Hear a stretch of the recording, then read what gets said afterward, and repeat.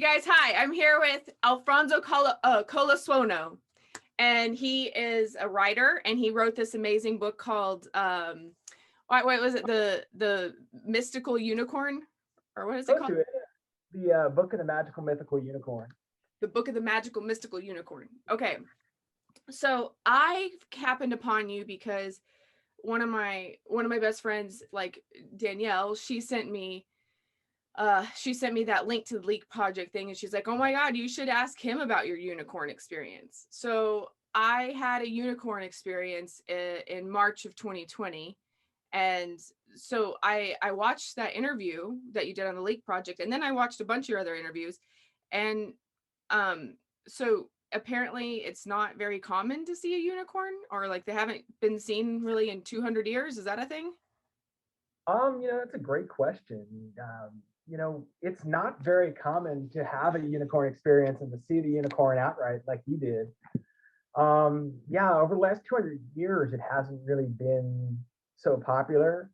And I'm not quite sure, just honestly, if it's mostly just because we live in a more skeptical age where scientific materialism has kind of taken over. And so a lot of people who may have seen the unicorn in some ways just may not really be comfortable sharing it because of ostracism or anything like that. But it also could very well be tied to a prophecy about the unicorn returning at the end of the age. And if we're not there yet, this is why we start seeing a little bit more about the unicorn pop up in pop culture and stuff. But, experiences like yours are, as far as I know, few and far between, definitely. Okay, so walk us through how you got into this book and how this came about. I like the idea of this whole thing. Sure. So I was coming off of probably one of the worst professional times of my life in 2015. I was working on a project called Old Forgotten Art Found, which basically the principal on that project has art that was stolen by the Nazis during World War II. She has photographic proof of artists like Monet, Picasso, and others who had their art stolen from these families. And we were going to do a televised hunt to return it to the rightful owners. But the principal on that project had to go to Germany, had some visa issues, so she hasn't been able to come back just yet. So that project was put on a long hiatus. And I was also working with this entrepreneur, Jeff Spatalnik, who was a principal of a hedge fund. And we were kind of working on this iOS app, and then he passed away from cancer. So I'm working on these big projects, and they both dissolve just in a span of 2 months. So here I am, like, I thought, well, I'm going to be working on Speedboard with Jeff and Old Forgotten Art Found with Bev and the rest of that crew, and they're all gone. So I'm just a writer now with that project. And I started scrambling, and I went to my energy healer, this woman named Stephanie Erdang in New York City, who an ex-girlfriend of mine recommended me to go to. And I went to Stephanie and I told her, like, hey, this is a tough time right now. I don't have any projects going on. I'm kind of struggling for money. I don't really know what to do. And she said, basically, my energy healer, Stephanie, played matchmaker with me and my co-author, Vakasha Brenman, who this was her idea. She had spent decades as the president of the Unicorn Archive and just devoted her whole life to it, but she never found the right. Wait, real quick, I read that. What is the Unicorn Archive? So the Unicorn Archive was something that Vakasha Brenman, my co-author, ran. It was basically her apartment doubled as an archive of all sorts of materials related to the unicorn. Stacks of research from every book and article written about the unicorn that you can find in English. Every book written about the unicorn, like children's books and things like that. Just every verified source of information about the unicorn specifically and esoteric topics just generally were in her archive. And it was a 501c, and she ran it, for years until her death in 2020. Okay. All right. So, okay, go back on. So you got introduced to her, and then. Yep. Yeah. So I was looking for a project, and truthfully, like when I first met Vakasha, I was just really impressed. I'm a former cigarette smoker, so I never saw anyone like just chain smoke like Vakasha when I first met her in late 2015. And I mean, the lady offered me some wine and she just chain smoked nonstop. And so like I knew she was kind of a character, and it'd be fun working with her. But I also saw her driven commitment. This has been something she'd been working on for decades, and that kind of determination really resonates with me. When I'm working with someone, I want to make sure that they're going to give their all. And I knew Vakasha would, do that even much more than I would. And yeah, and so we agreed to work together. I had a few other writing commitments. We started about a year later at the end of 2016, and we started writing the book of the Magical Mythical Unicorn from there. Very cool. Okay, so and you actually saw a unicorn horn yourself. Okay, but how do you know it was a unicorn horn? How do you know it wasn't just a horn of something, a narwhal horn, or like some other kind of horn?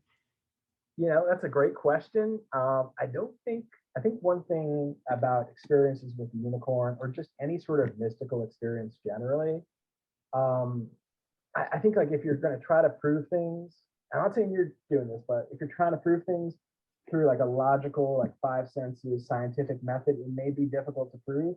I think that's if someone's trying to do that, it's a little bit misguided. But about 10 days in to working with Vakasha on the book of the Magical Mythical Unicorn, because basically Vakasha was an older woman and she had a lot of health issues, and she also really favored collaborative approaches to writing, which was new for me. So I basically spent about half my time in New York, coming up from where I live here in Baltimore, to work with Vakasha closely on this.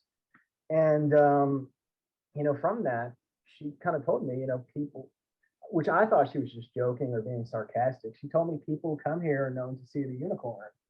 So I had just started working with her. I didn't want to get snarky and tell her like, yeah, sure. I'm Like in her house, people see unicorn related stuff like in her house. That's what she said. And so I went in there and I was kind of like skeptical. I'd never seen a unicorn. I hadn't had too many experiences, supernatural, or anything like that.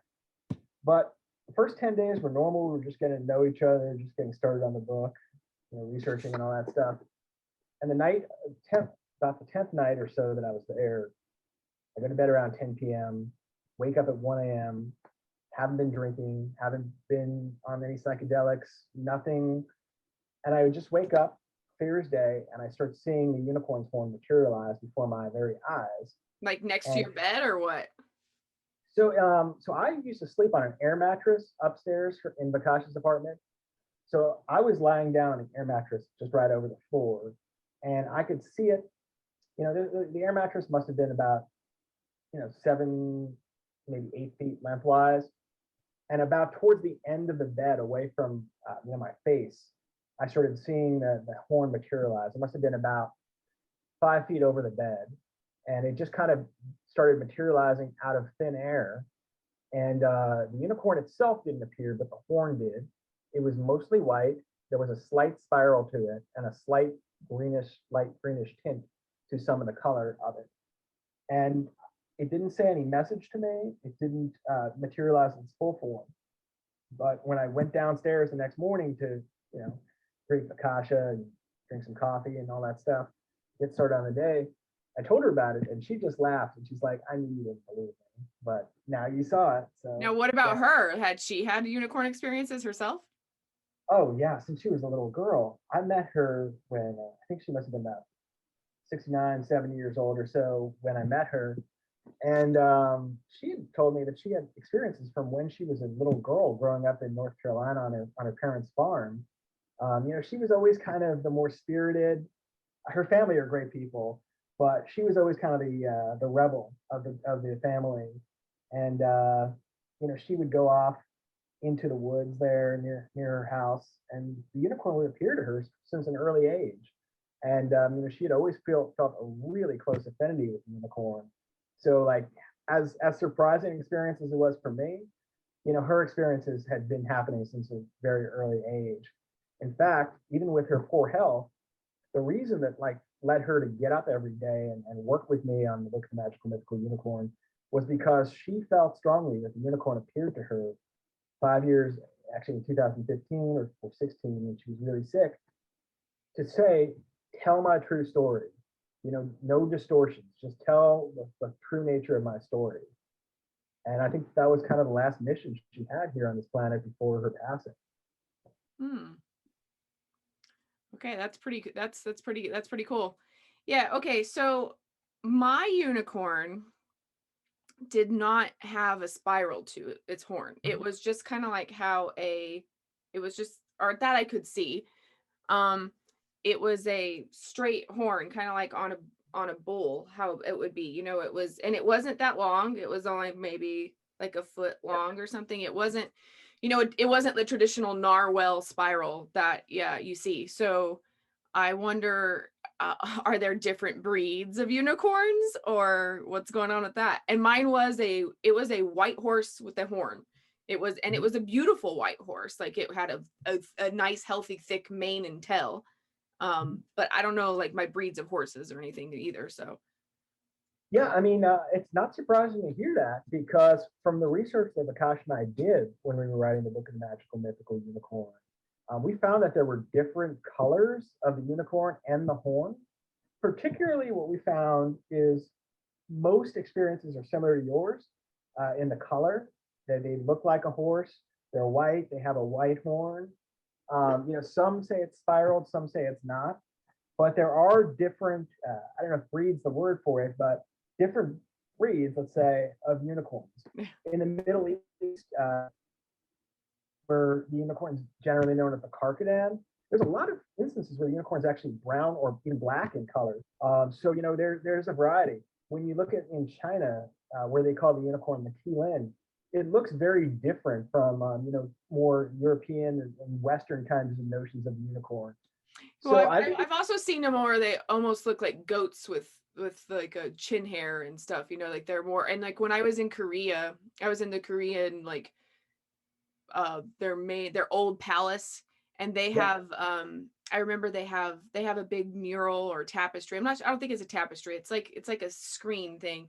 It's like one of mhm, their big ancient things, and they have some unicorn. Koreans are really big on unicorns apparently. yeah. uh and when I was there, it was like they're like kind of warped looking horses. They don't look like beautiful horses. They're kind of funky, but they still have the horn. Yeah, I mean that's been my experience too, and it's a shame actually just with the whole North Korea political situation because there's one place I'd love to visit, the Unicorn Cave over there. You know, it's a little bit of a tumultuous situation. I don't exactly feel comfortable being a tourist in North Korea, but yeah, there's a unicorn cave where supposedly a unicorn's buried with a ancient Korean king, I think dating back to that 1800 years, you know, before today, if I remember correctly.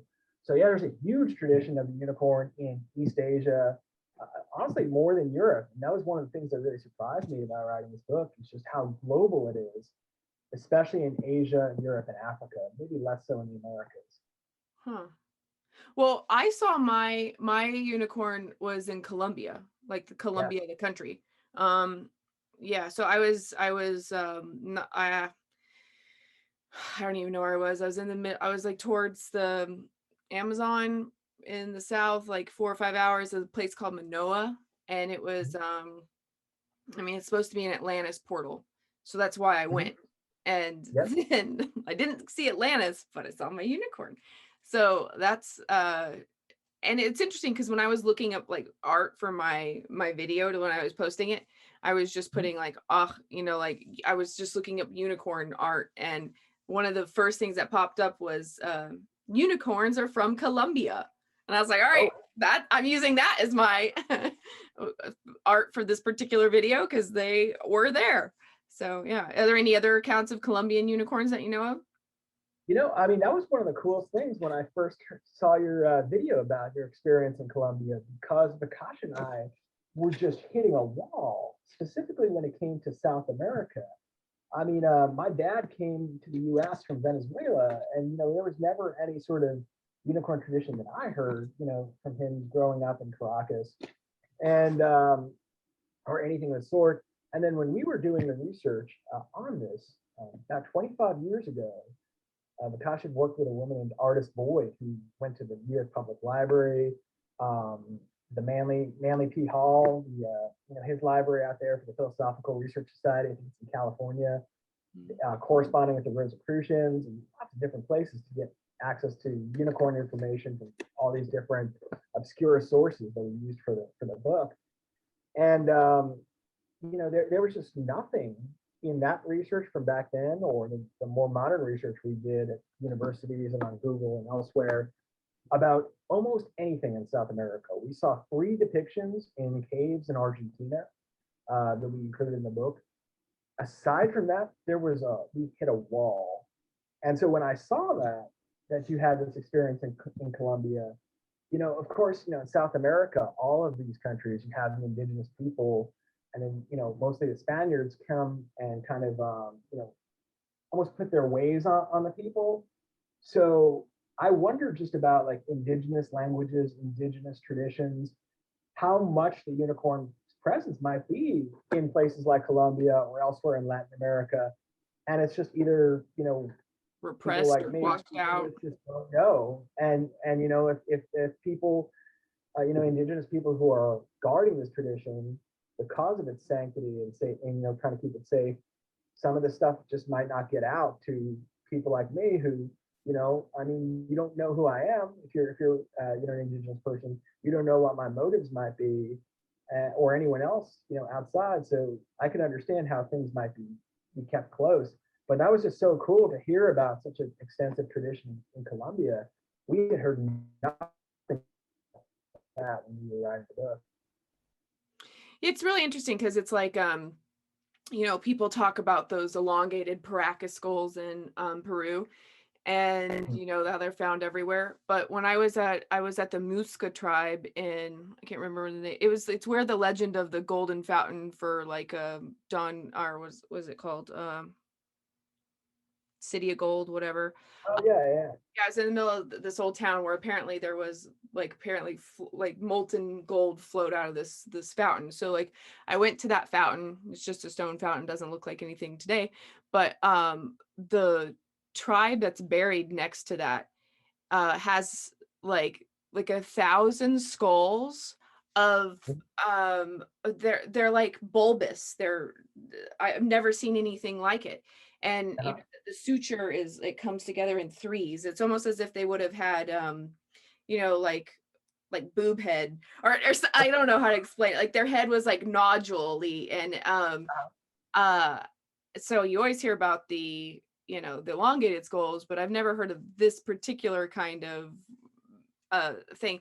And they didn't want you to take pictures of it, and they have like I think they had about 6 or 7 on display in the little museum that you go there. But I feel like a lot of stuff there, and for good reason probably, they keep like tight to the chest. I think you kind of have to go in person to see stuff. Like you're not going to just find it in a book, because it isn't cataloged there. Yeah. And you're right, the Spanish they did come in and just completely kill anything they could. Whatever you believe is dumb, believe what we believe.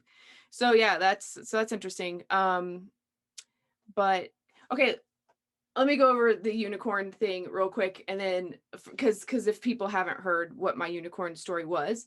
So I was at this place called Manoa in Colombia, and the reason I went was my friend Brian is Colombian, or his parents are he's Colombian American, and he was really into becoming like a shaman and studying like plant medicine with this group of shamans from down in Colombia. Anyway, he calls me up and he's like, "Hey, do you want to go to this like Native American Elder Festival in Taos, New Mexico?" And I was like, "Yeah, okay, sure." So we went to that, and I met this guy Serata, and he was this shaman guy from the Muisca tribe in Colombia. And he's in his 70s. He's just like one of the most pure humans you'll ever meet. He was just like the sweetest, nicest human being ever. But he doesn't speak English at all. So I don't even and I don't speak Spanish at all. So there was that. But Brian was the little go-between. Anyway, we the 3 of us one night during this festival went and did a CE5. And like I was like, well, hey, let's play my little crop circle sounds and whatever. And me and Brian didn't see anything, but Serata said he saw a little whatever. And then anyway, he's like, "Oh, the White Brotherhood gave me and I was like, "The White Brotherhood?" And now I've heard about that all the time. But he's like, "Yeah, the White Brotherhood gave me a a spell to create a portal. And I was like, okay. So he tells us the spell, and we all like three were saying it, and nothing happened. Okay, whatever. Okay. So that's that story. But he also, I went to his lectures when I was at this festival, and he talks about the portal to Atlantis, which that in itself is an amazing, amazing, amazing story. And he wrote a book about it, but it's only in Spanish. Anyway, so like a month later, I go to Egypt. I find myself alone in the king's chamber, and I'm in there for like 10 minutes, and I get inside of the box, the sarcophagus, because like no one's around to monitor me not to.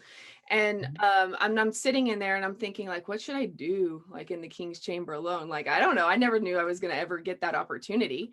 And I hadn't done any research on that either.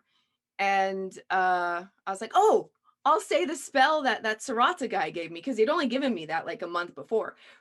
Looking back on it, that's probably stupid to try to open a portal in the king's chamber, but I did it honestly and innocently, right? So I start saying it, and this like almost like Egyptian figure starts popping out of the ceiling, like out of the granite, and it scares me. And then someone starts walking in, and then I stop saying it, and then all of a sudden it kind of turns to smoke and goes poof. So for me, I was going like, okay, this Sarata guy's not completely full of shit then. Like something like this guy's kind of maybe like legit. And so his story was that he took this group into this guy was invited to go to Atlantis basically. And Sarata was supposed to be his guide, and then he didn't want to take him there because it's a very dangerous place, and it is actually a very dangerous place where you go. Like there's no infrastructure, it's not near anything. Like I was sleeping on the floor, pooping in a hole, like for 5 days. It was like in the middle of, there was like nothing, there was no infrastructure. Okay, so there's that. Anyway, that's a little TMI, but that's how it was. Okay, anyway, and so he takes this group in his 30s there, and the guy who was, I think he was some kind of monk. I don't know if he was a Tibetan monk. I kind of think he was a Tibetan monk, but he may have been some other kind of, anyway, he was a spiritual monk type person, right? Who was called to go and had Surat to take him. Anyway, they're walking around the area where the portal is, and the monk goes missing. They don't, like, they hear some flutes, they hear some stuff. They can't find the guy. So they finally go back down to their camp, but Sarata does not feel okay with leaving one of his guys behind. So he ends up, in the next morning, he's like, okay, I'm going to go look for him again. You guys just stay here. So he goes up there, and he follows the footsteps of the monk guy, goes behind, sees this door, animatronic thing, goes inside, or well, anyway, this big woman comes out, and she's like 10 foot tall, and she's a blue giant, and she's got blue skin, and her name's Consuela, and she's like, this is the city of Manoa, and it's like basically you hear friends with us, and he's been invited, and he's going to stay with us. Like he's like, you don't need to worry about him, he's fine. And Sarata's kind of like, okay, but like I want to make sure he's fine and stuff. So she lets him come in for 4 hours, and she gives him a tour of Atlantis, and then she takes him back out, and then he's been gone for 21 days. He thought it was 4 hours, but it was really like 21 days. So it was like this whole thing. So he's very cautious about, anyway, he's had some contact with this portal since then, and you can only go if you're invited. And so like he invited me, like even at the festival, he's like, I think you can come. You're invited to go to Atlantis. So I was like, I'm not going to Atlantis. I don't believe that that's real. Like that's whatever. But after that happened in Egypt, I thought like, okay, why not? So when we got there to the portal area, there was one particular character who I don't know that I can say, it's not very nice to say, but like I've never felt that like magnetic repulsion. I've never felt that quite negative of a force before.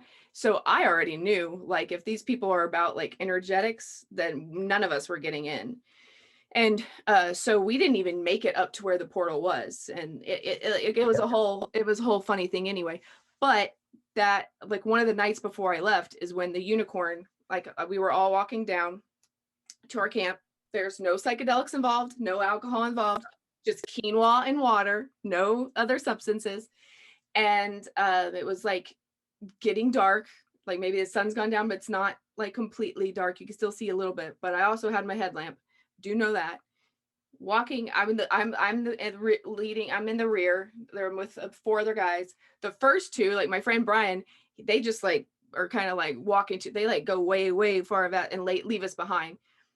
And later Brian tells me like, oh, I thought I saw a phantom. Like I thought I saw like a white ghost or whatever. So I like, got the hell out of there. And I'm like, oh, great. And so you just leave me behind with the ghost. But anyway, so me and Ian, Demetrius, who I've actually had both of them on my podcast before. And oh, yeah, like I feel a tap on my shoulder and it's like, and I look over and there's a white horse with the horn. And the 3 of it, like we all sat there and like watched it eat grass for like 10 minutes and till it kind of walked away eating grass. And that's it. But it appeared to be a unicorn. I mean, what I wonder about, since the unicorn's appearances are so infrequent and it's tied to so many investigations of mysteries for you, I mean, what I see as a current kind of consistent pattern is the unicorn usually appears to people if there's a certain message or certain reason. It doesn't just kind of come for, kind of shits and giggles or something like that. I wonder with like your investigation of like portals into Atlantis and going to kind of, just do the field work too, and keep an open mind to explore these things, like using the spell in the King's Tomb in Egypt, or just being out there in Colombia. I wonder if it's, and I can't say this for certain, but I wonder if it's like a sign, if the unicorn appears to you as a sign to keep going and keep doing what you're doing, and like, to disseminate and try to understand, some of these things that are hidden from the vast majority of people, and maybe get this out to larger amounts of people. I mean, we live in such a skeptical society where people basically think that everything already discovered, in traditional scientific methods are all we know. And I always kind of like go by the quote of today's science, or today's magic is tomorrow's science. So, they just haven't caught up just yet for some of these things, and that's fine. But, I think it's people doing the kind of investigative work, which is also not just work, it's also a lot of fun too. That might be some of the message of the why this happened to you in terms of specifically the unicorn appearing. Yeah, I mean, that's my first thought. Yeah, I mean, I definitely, it wanted my attention, like it touched me physically, and I didn't touch it back because like I do remember, I don't know if it's from Harry Potter or something, where it's like you're not supposed to touch a unicorn. Like there's something about like, just like, and I just wanted to enjoy its presence while it was there. And like you asked me if I was obsessed with unicorns or if I had ever researched into them or whatever. And the answer is like not particularly. Like I've seen Legend when I was a kid. My nieces are obsessed with My Little Pony. There's all kinds of alicorns and Pegasuses and unicorns and that. But I mean, not really. I've never done any actual. But at the same time, I am a person who has had a lot of paranormal experiences, and I have seen a lot of I've had ET experiences, I've had fairy experiences, I've had like that kind of stuff. I've seen, I guess you could say, a Gryffindor, like, so there's some things where I guess like it didn't surprise me that much that I saw one, but that one was cool because it wasn't just me seeing it. There was 2 other people who saw it with me, so that was cool. But again, we didn't have our cameras on us, like, or you don't have any cell phone service out there anyway, and it was like basically dark, and we were just getting done eating. There wasn't gonna be a reason to have your phone on you, because and so we didn't. Yeah, okay, so for me, I'm wondering, okay, so, and I've heard people ask you this question, and like, do you think that unicorns are okay, I actually had a friend, sorry, I'm all over the place. Okay, I had a friend who was like, hun, I believe your story, but there's like mutations within animals. So it was probably like a horse out there that was like malnourished, who had like a horn mutation. So that's something to consider. And I'm like, really? Like, really? That's okay. But anyway, do you think they are interdimensional, or do you think that they will at some point physically come back into our dimension like I physically saw one? Well, I mean, I do think that they're interdimensional creatures, and but I do think that when they come into our dimension, like that unicorn that appeared before you, or like the unicorn horn that appeared before me, or like the countless times the unicorns appeared to historical figures like Confucius, Genghis Khan, many Chinese emperors, Alexander the Great. You know, all these kinds of figures who've seen a unicorn. And Julius Caesar saw a unicorn on a military expedition. That's not a spiritual kind of endeavor at all. But when the unicorn does appear, by virtue of being in this dimension, it is physical. You can touch it, you can feel it. Like when the unicorn kind of butted up against your arm, you can feel that physically. But it's not, right here on our kind of vibration. This is not its natural home. What I believe the reason why the unicorn comes in and pops in as needed. Yeah, so we heard about this Gnostic myth in the Codex Unicornis, which is a document from about 14th century in Italy. And according to this Gnostic myth in the Codex Unicornis, the unicorn will come back at the end of the age. And so because of that, if you go back to the backstory of how the unicorn came to understand humanity, when we were in Eden, in the paradise, the first man, the first woman, and then the creator kind of put us back here in this dimension so we can learn and grow for the challenges. There's a lot of joyous things going on here in life too, don't get me wrong, but there are a lot of challenges. These are all opportunities for growth for each and every person here. But the unicorn was given a choice. It could either stay purely in that higher dimension and just a much better experience, or come into our dimension, into third dimension as needed when there's a real need for it here, and appear before people like you, people like me, people like Confucius. So I think that there's a lot of truth in that myth that we found. Huh, that is interesting. So the prophecy is that it's supposed to come back. One of Sarata's, like when we were in Atlantis, like one of the, apparently what Consuela told him was that we're the fifth age of man. Like, and I guess there's other like Mayan codices, a lot of people say that, and that there will be two more after us, and that the sixth one is ready. And so it was interesting because like the way Consuela talked about it was like, she said that the first two ages of men were etheric. They were like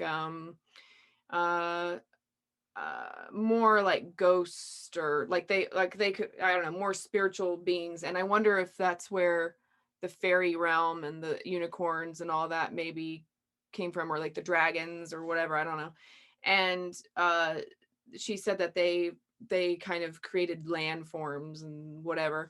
And then the third race of man was basically the Lumerians, like, and then the fourth race was the Atlanteans, and they were both physical, and they had a war, and the world was destroyed. That's what she says.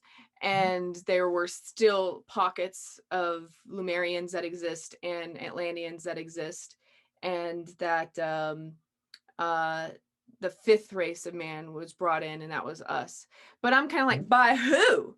Brought in by who? Like, what are we talking about here? And then it's interesting because I think the unicorn is it was definitely a very much a peaceful experience in my thing. And I only ever hear good thing about unicorns. I don't hear any like bad stuff about unicorns. So also the Alexander Great thing, I think that's really interesting because wasn't his horse a unicorn? Yeah, exactly. That he rode forever? Yeah, his horse was a unicorn. And it kind of, when you were saying a little bit about that kind of negative repulsion of the energy, it kind of reminded me of the story that's in the book of the Magical Mythical Unicorn about Alexander the Great. Now this comes from the Persian sources, and there were a lot of wars between the Macedonian Greeks that he led and the Persians.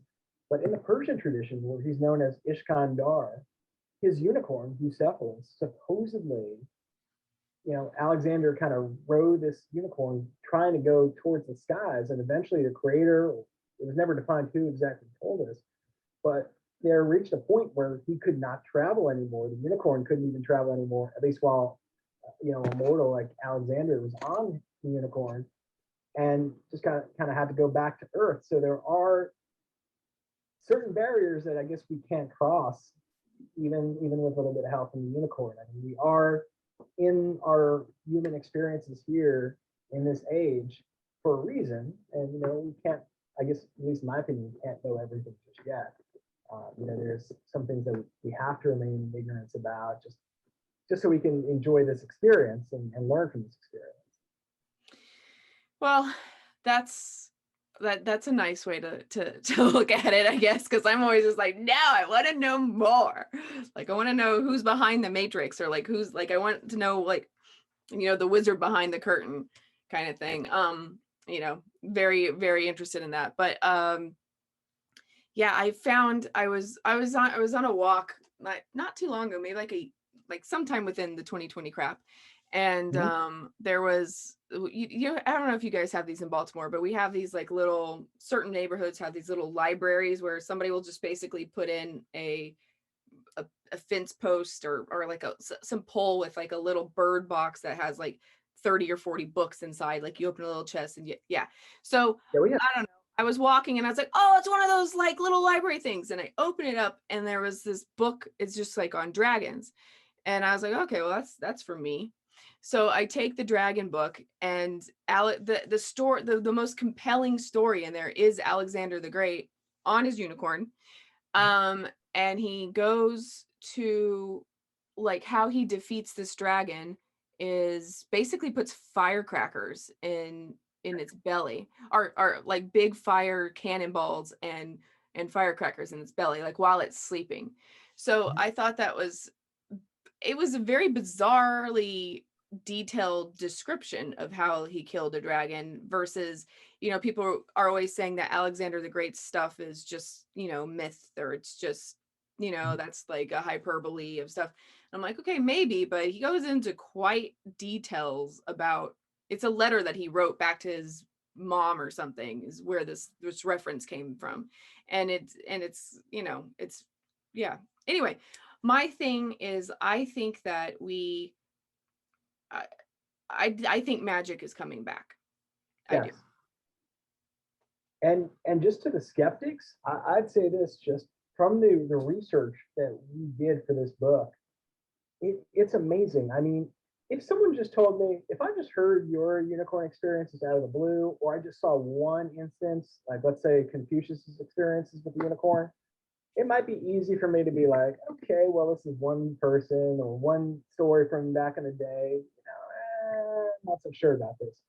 But just in the course of seeing things from all different spiritual traditions, all different cultures, all different time periods, and always coming back to the same essential properties, generally the same appearance, the same kind of interactions with the unicorn over 6,000 years.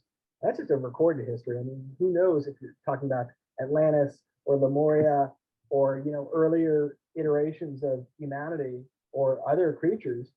I mean, just the wealth of information that's out there. I always believe where there's smoke, there's fire. And so, I was a skeptic coming into working with Vakasha on this book, seeing the unicorn, and then, further immersing myself in the research. I realized, like, no, I'm not crazy. I know these people aren't crazy. There's something here. Do I think that maybe like some of the things in the book might be fabricated for whatever reason? Not intentionally on our part, or mine or Vakasha's, but yeah, there might be some stories that slipped in that just got in the historical record that are untrue. But I mean, we have so many experiences and so many of them. I just can't believe that they're all bunk. It just makes no sense to me. It's just too often and too consistent.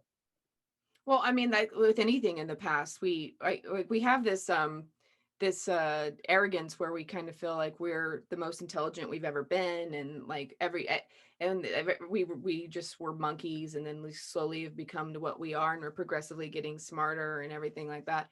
And for me, I'm a big researcher of like megalithics culture and like those kinds of sites, and I'm going like, no, we were not basically, I guess the traditional story is like, oh, we were just living in huts and teepees made of straw, and then one day we decided to build giant megalithics that we can't build today, and then we somehow made crappier ones as time went on, and then to where we are today with our modern architecture. I mean, it's just like we have a very insane idea of the past. And then also, I mean, there's just so much magic throughout all cultures, whether it's like the Indian, like, with the Vermanas, or, like, or just like all their gods and their crazy things, or the Greek gods or the Egyptian deities, or all these different depictions of all these crazy things, are the actual biblical stories or whatever. And certain people will be like, well, all of that is crap, but Jesus is real. Or all of that is crap, but Muhammad is real. Or all of that is crap, but like whatever it is, like they pick and choose like what piece of magic they will like, cognitive dissonance. Like, I will only believe in this can be real, but none of this other stuff can. So I don't know. I definitely, I feel you on that. We are at a very skeptical age, which is weird. It is. I mean, especially just having these kinds of experiences, like not just with the unicorn horn, but and I wonder, it was interesting when you said that, there was no reception and no one had a phone handy. I mean, it I wonder, not just with you and your group out there in Colombia, or, with me, but I wonder if there's like a freezing that people when they have these experiences, so it's less likely to be documented. I mean, about 2000, I think it must have been 2013 or so, I saw a UFO, and I guess it's not a UFO because it wasn't flying, it was stationary, it was shaped like a gray cube. And it's a weird thing, like if you have a dimmer switch or had a dimmer switch when you were young in your house to do the lighting, it was almost like this craft was on a dimmer switch, because it would materialize and dematerialize into the clouds, didn't move. And I was just on my way to working with that old Forgotten Art Found project in New York City. I was going on the subway, so a 7-minute walk from my home to the subway station, and my eyes were just glued constantly to the sky, seeing this thing. It didn't move. It kept materializing and rematerializing. I don't know why I saw it. I mean, I think, I don't know, but I do think that there is like a veil lifting for people who are more open to it, like us and like many others. The magic is returning to this world. A lot of unexplained things like cryptids and others are returning to this world. And I do think it's tied to, an ascension to higher dimensional realities. And for people who are going to ascend, you kind of have to get comfortable with the fact that, your five senses on an everyday, the everyday boredom of life, I'll call it. You gotta be at least open to the fact that there's more to it than that, and not scared of it. Do I think that there could be negative entities in these higher realms? Sure. But there's negative experiences here, so it's not any different. Overall, I think it's far more positive if you're open to it. It's interesting because it's like I consider myself very lucky that I have had I basically never lost my childlike wonder. Like, I just never, like, I think the reason I see this stuff is because I still am open to everything. And even though I went through the traditional school system, I I always told myself it was all bullshit while it was going on. I always, it was just like, okay, this is just a hoop I have to jump through so I can get their little paper or their little thing. But like, I've even crazy stuff as far as, I don't even think the stars are what they tell us they are. Like, I don't believe crap anybody tells me, which is probably, maybe I'm crazy, that's fine or whatever. But I just I think because of that, I get interdimensional experiences quite often, actually. But then I have people within my own family who, like my little sister, she's like a doctor, and she saw she's like, oh yeah, we saw like this thing, kind of looked like a baby Bigfoot. They live in Colorado. was like a small baby Bigfoot thing, but it was like, it must have been an orangutan that escaped from the zoo. So like, you know, that like it's yeah, just an orangutan in the middle of the Colorado forest. Okay, cool. But you know, like it could not have been a Bigfoot. That's not possible. Their Bigfoots don't exist. That was a baby orangutan, because baby orangutans exist, you know. And it's just kind of one of those things where if you close yourself off to the world will close itself off to you. Absolutely. I couldn't agree with you more on that. And it's amazing just how people would, you know, that'd be a little harsh, but I'll say it, how people will delude themselves even after having these kinds of experiences and not realize that it could be something that's unexplained. I mean, I think that, you know, honestly, just like as someone who's a former teacher, it's all indoctrination in the school system, especially the public school system. There is no desire to really stimulate critical thinking. That's not the point. They want people smart enough to operate a cash register, not smart enough to know why that's all they're doing in life. They don't want people really People asking questions. Yeah. You know, and I think like having an open mind to these things is a more scientific way to do it, because I don't believe, you know, here in 2021 we're at the pinnacle of all we'll ever achieve. And when you talk about things like the pyramids and these megalithic structures and how they were built in ways that we can't build them today, yeah, I mean, it kind of disproves the fact that we're as advanced as we've ever been. You know, I mean, with structures like Göbekli Tepe, the pyramids in Egypt and elsewhere, I mean, we're discovering more pyramids all throughout the world every day. It seems like I don't think we're anywhere near the pinnacle of where we'll be. And I think it's leading towards more and more of this magic returning to the world. And I think it's an exciting time to be alive. It definitely is. Now, back to that thing you said about it was going in and out of visibility. It's funny you say that, because this is like my latest sighting was I don't know what it was. It was either a gnome or an elf. It was about a foot tall. We were in the woods, me and my niece, she's 9. And I thought there was a squirrel. I heard like messing of leaves. And, you know, I'm only like maybe 6 feet from the edge of the sidewalk where this thing's happening. And I look and I see a little man, and he has like this white broom thing, and he's like sweeping up the leaves. And I'm like, Virginia, do you see something right there? And she's like, yeah, it's a little man. And I was like, what's he wearing? Like, let's see what and she's like, I don't know, he's got a pointy hat and he's got like leaf colored clothes on. And I was like, yep, that's what I'm seeing too. And so we crouched down. I knew not to go near him. He wouldn't look at us. He just continued like doing his thing. But the thing is he kept on going in and out of visibility. It was almost as if like and what brings me back to that is like recently some other guy on Twitter like private messaged me about how, sorry dude, I'm not going to tell your name, so don't worry, but he was saying that he saw a sphere, like a big orb that went in his garden, and it was like, he said it was like invisible. It was like it had a shield on it. He said it looked like what the movie Predator, how when the predators were like cloaked, how like you could kind of see, it was almost like glass or something.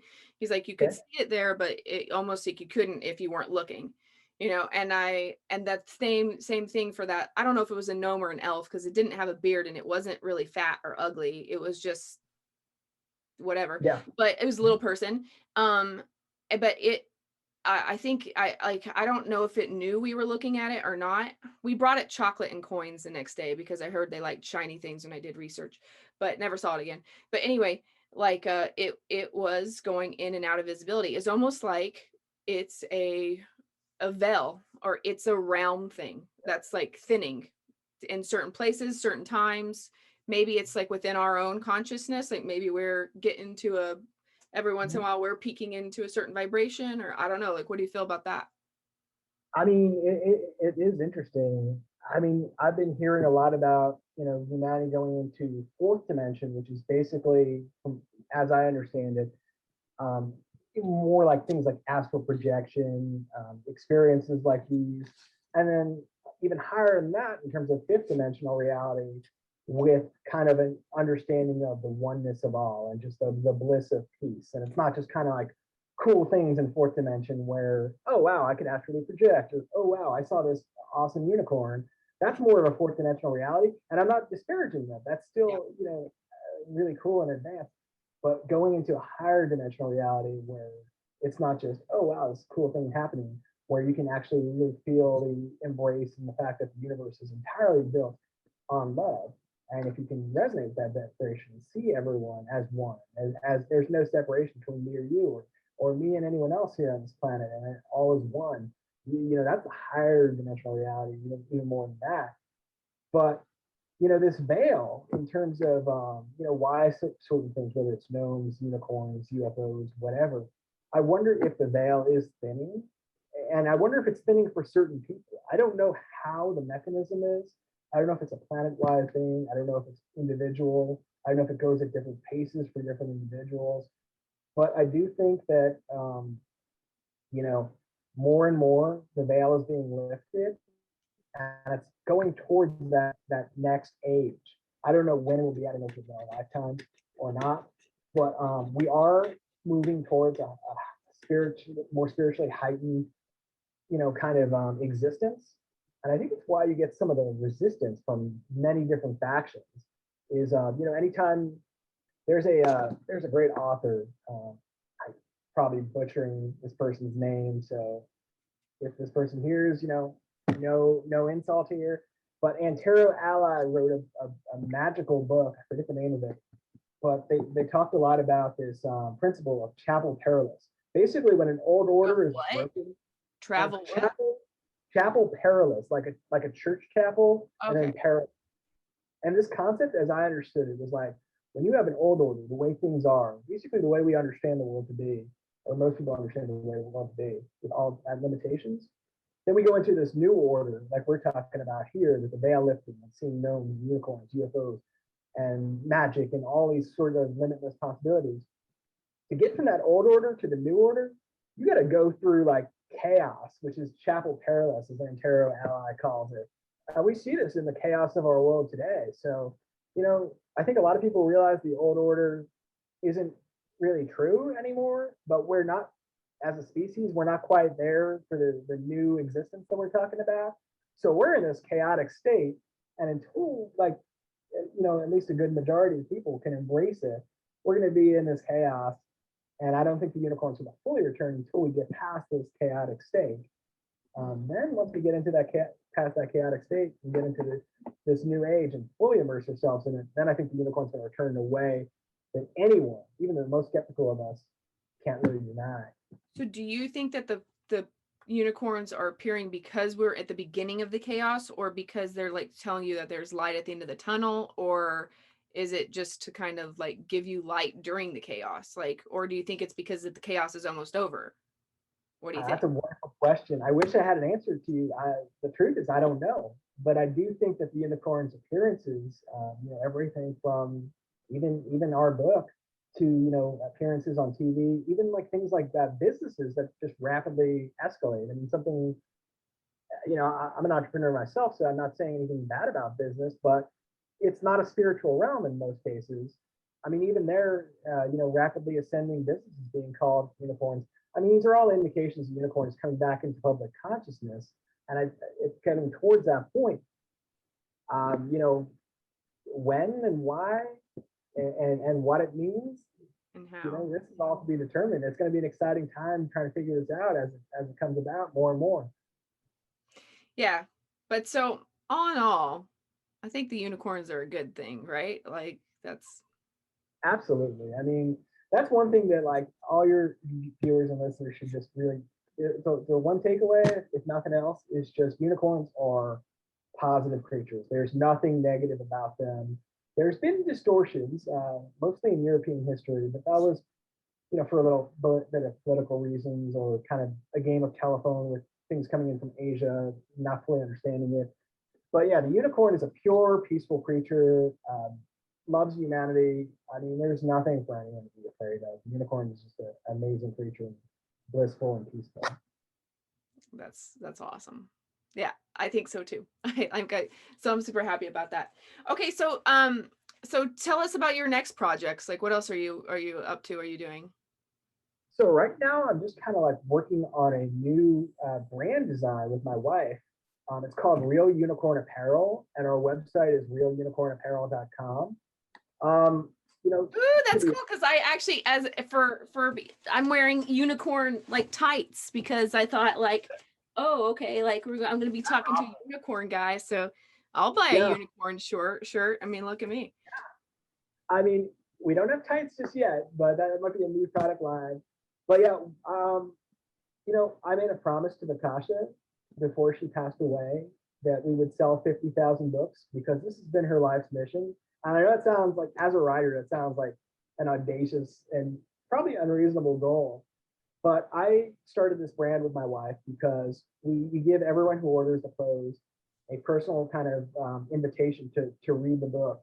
Because, you know, a lot of people, most of our customers buy it for their kids, and that's awesome. But like, you know, the unicorn's cool with the pop culture thing, and we kind of hope that we can use this to get people to really understand more beyond just the fashion of it, which is great. If that's all they can understand, that's still cool. But like, we hope that more people will really just explore this. And I also like, you need an audiobook. You got to make it into an audiobook version, because like I was like last night I ordered the book, so it's coming in for me, but I was like, dang, I needed it now. And I would have like stayed up and listened to 6 hours of an audiobook if I had to. And I know it's kind of like a little bit, seems like it's a little bit of a reference book in some points, in that you have, you know, you have it marked out like where on record, like historically it is in each continent. But yeah, I think so. Do you want to continue doing research on further with unicorns, or do you feel like it's a done project?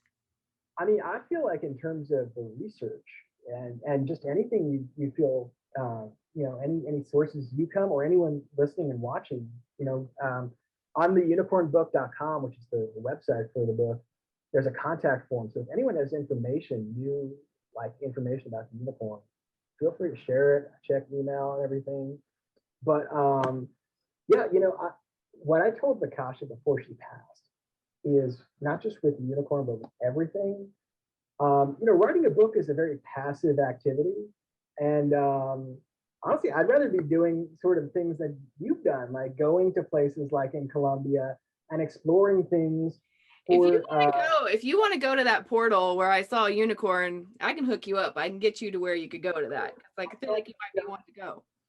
Time and finances might preclude that for the rest of this year, but soon after, yeah, that would be something I would strongly be interested in, because what I really want to do, whether it's with the unicorn or any other kind of unexplained or paranormal, supernatural kind of thing, is just go in with an open mind, investigate it, and either do it as a documentary series or just write like a nonfiction book after. I want to put myself in the stories, not out of like some ego kind of way, but just like to fully experience it and, you know, reflect on it and talk to people who are skeptics, talk to people who are believers, talk to people who are local, and just kind of like get a full picture and then have the experience myself. So that is something that, like, if it can be arranged, I'm not, you know, that's something I want to do over the next few years. I don't know exactly what. Right now we're concentrating on Real Unicorn Apparel and, you know, other projects I'm doing, just getting them out there that have already been done. But that is something that I look forward to. You talk about, I've heard you say this in one of the other ones, and I would like you to go in a little bit of detail about, you say you can work with the unicorn. So when you say work with the unicorn, like energetically, like what would be some ideas of tools that people could do to, if they wanted to call in a unicorn, or like what would be a reason to call in a unicorn, or how would you do, like what would be how would you frame that? I mean, the first thing I would say to anyone who really wants to have a personal experience with the unicorn, and this is a little bit outside of the purview of, you know, Vakasha and my book, the Book of the Magical Mythical Unicorn, I would recommend anyone who really wants to have a personal experience with the unicorn to buy another book about the unicorn that's entirely focused on that. It's by a woman named Diana Cooper. I forget the name of the book offhand, but if you search on Amazon, Diana Cooper Unicorns, that is the best book in terms of that particular kind of personal experience with the unicorn. It's really She also easy. has a YouTube channel, I think. Oh, does she? Okay. I think so. Yeah.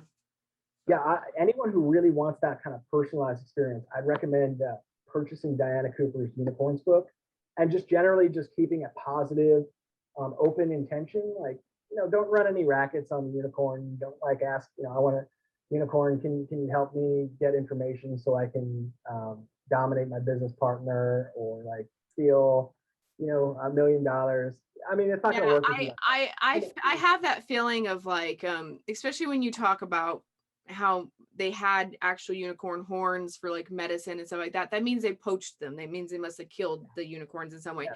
And that like really hurts my heart. So I have a very big, oddly, I don't know why, but I mean, I know why, but I have definitely a protection thing about like, this is not for personal gain. You do not, you do not hurt them in any way. No, absolutely not. And that's the one thing in our book that we have that's negative, and it's not from the unicorn perspective, but in many people might have heard about the Holy Hunt and the kind of art that's based on that, like in the cloisters with unicorn tapestries and such. From our research, we found that this traces back to India, and from India it went into ancient Assyria in the Middle East, and then it filtered into Europe. And this tradition of hunters hunting the unicorn to capture the horn and basically make a ton of money from it and kill the unicorn in the process, that's a distinctly European interpretation of it. And we believe it did happen. This is why the horn became so popular in Europe. Basically, a lot of young guys who were upstarts and looking to make a name for themselves to royalty would arrange hunting parties to kill unicorns. And it's not a fair fight, because the unicorn, physically, it cannot do anything other than self-defense. It cannot kill or harm anyone. Mm-hmm. The best it could do if there's a group of violent people trying to come for it is just defend itself and kind of butt away, or dematerialize into a higher dimension. But it cannot hurt and it cannot kill any human. It's just not in its nature. But of course, that's not in our nature, and many of us, unfortunately. And this is where a lot of these horns came from, in my opinion, into the market with their, incredibly great healing properties. It came from people who put profit. Yeah, when I hear that though, all I can think of, or all I feel like I have a knowing that like, damn, that's some bad karma that you will take on for many, many, many, many lifetimes. To buy it, to sell it, to be part of any of that, like it's nothing you want to get into, in my opinion. I don't know. Wouldn't recommend it to anyone. I mean, it's like you said, the karmic consequences would be terrible. I mean, just you'd be attacking a pure and innocent, some creature that wants to help humanity and just help the world as a whole, and you're trying to kill that or just make a little money, or for some reason. I mean, that's just not cool. And anyone who's done that in the past, hopefully no one will do that anytime soon. But yeah, that's just not good for you. You're going to be the one who gets the worst of it. It's so weird. I never in a million years would have thought, like, I like 100% know they're real because I saw one. So there's that. But it's just, I never thought like if you would have told me like 5 years ago or something that like I would be sitting here like advocating for unicorn rights, I would have been like, nah, super crazy. But it's a thing, like you need to discuss, you need to tell, you need to say. I mean, like that's yeah. So yeah, I mean, I think just generally people should be more open and honest about their experiences. I mean, I think it's important for us to try to I don't know the exact word right here, but to try to take it when we have experiences like this, or when we have knowledge of this sort, share it with people. I mean, hell, lots of people are going to think you're crazy. Lots of people are going to think you're stupid, but you're getting the ideas out there, and those who are ready for it will hear and investigate, and those who aren't, well, they're just not ready for it yet. And it's cumulative, right? I mean, like the more people share their experiences, the more it's kind of like, okay, well, like one person might be crazy, 100 people might be crazy, but like thousands of people, I don't know, there might be something to it, like when enough like incidences of certain things start happening, you also get like tiny little pieces of the puzzle, or other little, like for instance, you hadn't heard anything of a Columbia one, I mean, like it starts adding to these things, So that's why I decided to be coming out with all my crazy experiences in this like way. I mean, I don't have a big audience, but you know, maybe one day, who knows? So, and even if I don't, like, that's the thing. Like, here's the other thing that you mentioned this earlier with your, like how you didn't Mhm. have the camera. I didn't have the camera. And it in a way, and the way, and I don't think I finished my thought with the personal revelation thing though, is like how, you know, I think, um, yeah, I think you are lucky if you get to have an experience in a personal revelation, because if I had never ever seen anything my entire life, like Mhm. I might be apt to just be a naysayer and just, you know, go to a 9 to 5 IT job and be extremely, you know, only materialistic. That's it. That's all there is in the world, you know? So I guess if you are a person who has had of, you know, kind of things that aren't in our normal reality, be grateful and be compassionate for those who haven't, because like they just haven't gotten that opportunity yet. But like, you know, I kind of wish that for a lot of people. I wish that they could, I don't want them to necessarily have like a bad encounter. There's certainly bad encounters, but yeah, I wish everybody could see a unicorn. That would be great. Yeah, I mean, I wish that too, and you know, and I think more and more people, including skeptics, will see this as we go further through these years, because of where we're heading, just as a planet and as a species. So more naysayers will, you know, once you see the evidence, you can't really deny it. So more people will have things, you know, even people like your sister, who you know, might have brushed her experience off as an orangutan, as strange as that sounds. You know, if she starts having 3 or 4 more experiences over the next decade of things that are unexplained, you know, one thing is easy to disregard. It's easy to disregard if you just hear one thing or two, or something of the sort, because you know, with most people's experience in daily life, there's nothing too weird about it. Just generally, you know, if Right. you're having weird experiences every day, you know, send me a message on the unicornbook.com. I'd love to hear that, but it's not pretty common. But when you do have those experiences, you have them consistently come up, you start to realize there's so much more than what's being taught. Totally. Totally. All right. Well, this has been awesome, Alfonso. So like where can people like give us all your contact info? Sure. So if anyone wants to kind of follow generally what I'm up to, my Twitter handle is bookcartpusher. It's mostly just kind of writing focused stuff, so that might not be of general interest. But the Facebook for the book is facebook.com/magical mythical unicorn. The website for the unicorn is theunicornbook.com.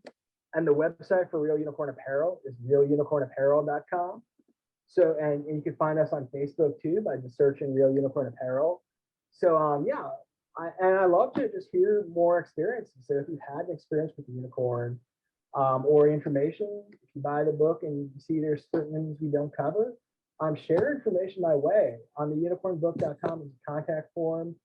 I read every email, and yeah, if you have anything interesting to share, by all means, please share. Great. Well, perfect. I had a great time having you on, and we'll have to have you on again sometime because this is cool. And yeah, let me know of any future projects or whatever. Like, that'd be awesome. Will do, Nikki. This was a hell of a lot of fun. So thanks for having me on here today. You too. Okay, bye.